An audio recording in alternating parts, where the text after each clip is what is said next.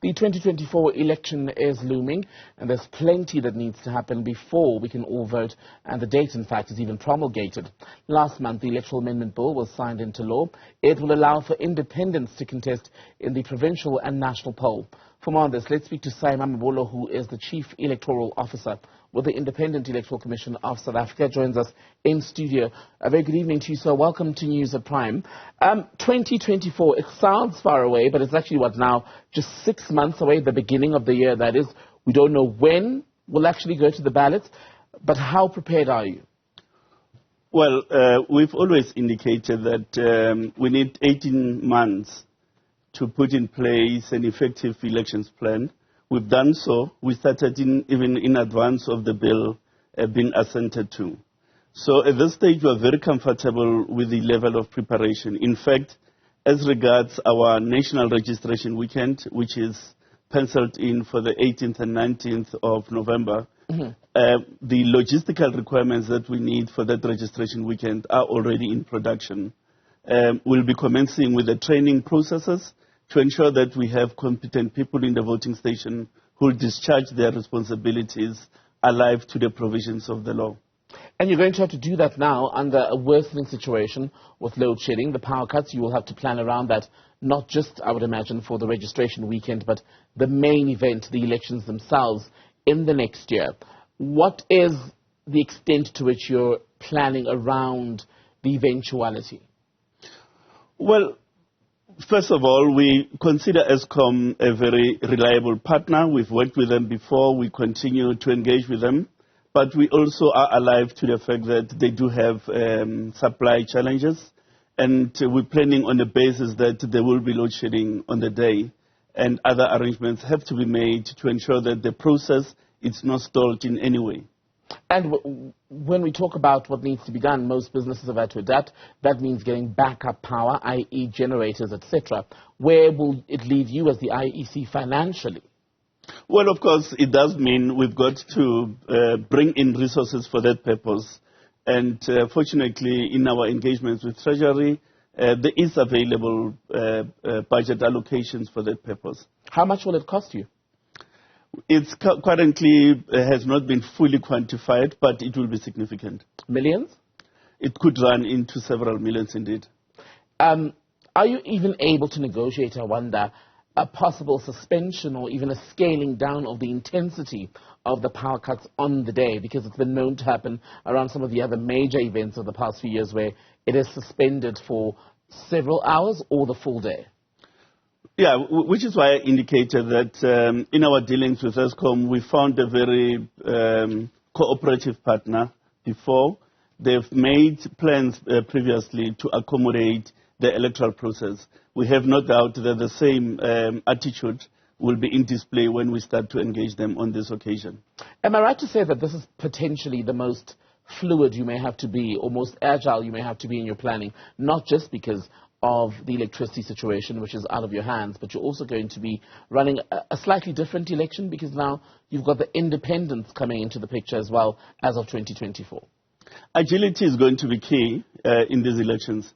Of course, every election is different. It brings its own dynamics. It brings in its own challenges. But 2024 is certainly going to be different for the introduction of independent candidates. It's a novel development, a positive one added, but it does present the Electoral Commission and its administrative tenacity some kind of challenges. For one, the ballot paper will be longer than has historically been the case for two factors at play there. One, with every ensuing election, the number of contestants, even as they were political parties, was increasing. On top of that, you now need to accommodate independent candidates. Hence, we're saying we are confronted with the prospect of a two-column ballot in this election, where you may have a set of parties on the left and another set on the right.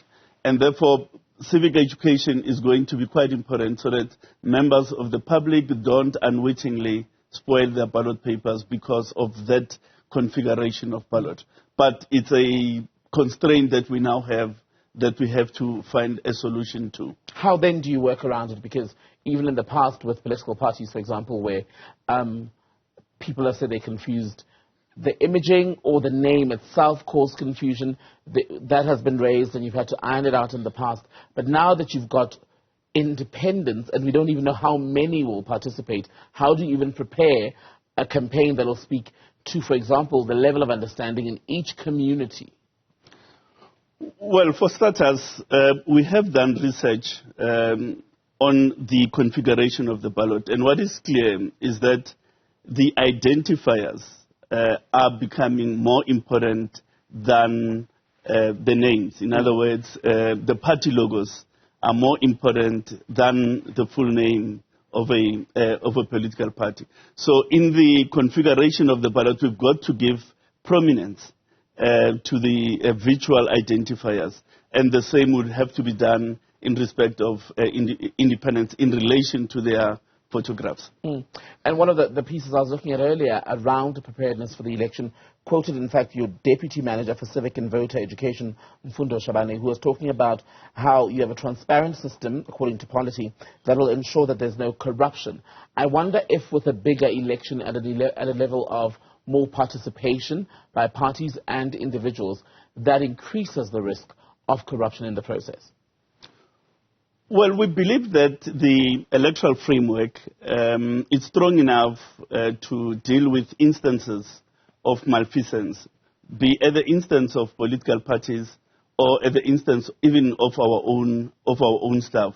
We do have countermeasures inherent in the system to deal with those instances. For instance, the ballots will be counted at the voting station. There is no transportation. Because during the transportation, it's an opportunity for malfeasance to happen. So a result slip will be completed at the voting station, and everybody will leave the voting station knowing what the result is at that particular voting station. Then it will be captured in a result system at the local office of the IC. It's a double capture system, so that if there was a mistake on the first capture, then the second capture can pick it up. And if there's no corresponding figures in the first and the second capture, it calls for a recapture. And if that is successful, you have the audit profession coming in to verify whether the results as captured in the system is the same as the results that came from the voting station. And an auditor will have to input their own unique code to say, I sign Mamabolo with this ID number.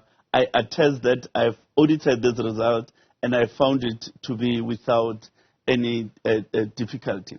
There are other measures that are built into the process, but for want of time, I'll just deal with those. And it's fair to assume, I suppose, that with more people being able to run for election and predictions that we're likely to see tighter, shall we say, performance or outcomes among the major political parties going into 2024, we're likely to see more questions, more parties wanting to query things even at station level when counting and declarations are made. What are you putting in place to ensure that with the increased number of people in the space now going into the election, and indeed how increasingly contentious our politics has become, your back as the IEC is covered at all times? Well, several measures. Firstly, is to ensure that the new entrants into the political game, into the electoral game, are well briefed. So workshops are planned for that purpose, to ensure that those prospective independents are well schooled in terms of the legal framework. Similarly, new political parties will be extended the same opportunity. Secondly, ensure that our staff do things according to the prescripts. Because even if a person were to dispute the result, for as long as the process was administered in terms of the provisions of the law, then there's no problem. And then lastly, in the event that challenges eventuate, we have built a capacity through our legal panel to defend to the extent that such defense is necessitated by the facts of the matter. Right. Every year we ask you this question, every election cycle, in fact, about moving to a more electronic way of running elections. Would that help with the changing landscape? Electronic voting is the future. However, as a country, we are not there yet. We had wanted to do a pilot in certain number of wards for this election, but we failed to secure an amendment that empowers us to do that. So unfortunately, we are not at that stage where we could even start with the pilot. However, the Portfolio Committee, we had a workshop with them. That is the Portfolio Committee on Home Affairs.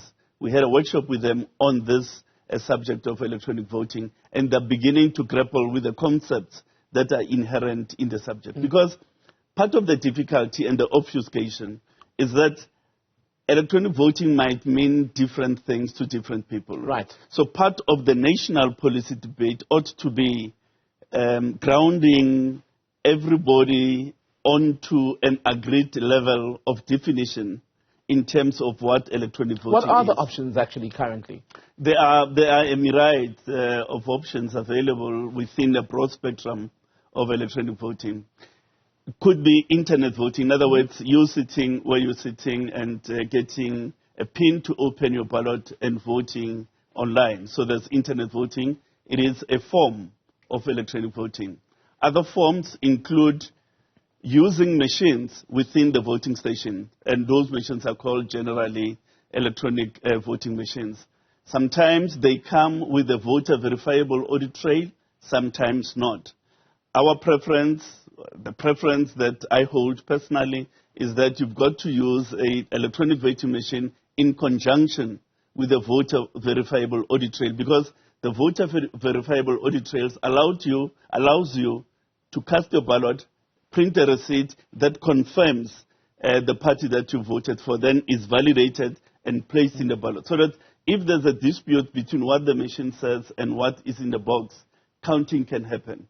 So those are some of the safeguards that are available. And there are other forms of electronic voting, obviously, but we've got to tie down the definitional matters related to electronic voting. We're out of time, actually very much out of time, but briefly if you can. What happens if the Electoral Amendment Bill faces another legal challenge, as there have been threats to do? Well, there's a challenge, as you might know. Currently, the Independent Candidates Association are challenging the distribution of the number of seats in the National Assembly. Currently, the Act provides for 200 regional seats and 200 compensatory seats. They are praying for a scenario where you have 350 regional seats and 50 compensatory seats. We hope that our Apex Court will deal with that matter and dispose of it expeditiously. We need certainty in the framework to be able to organize a decent election. For as long as there's uncertainty, it militates against plans, it militates against the quality that is required in administering elections. Mr. Mamabolo, I'm sure we'll be having many more of these conversations as we count down to elections 2024 for now. Thank you so much for coming to studio tonight. You're welcome.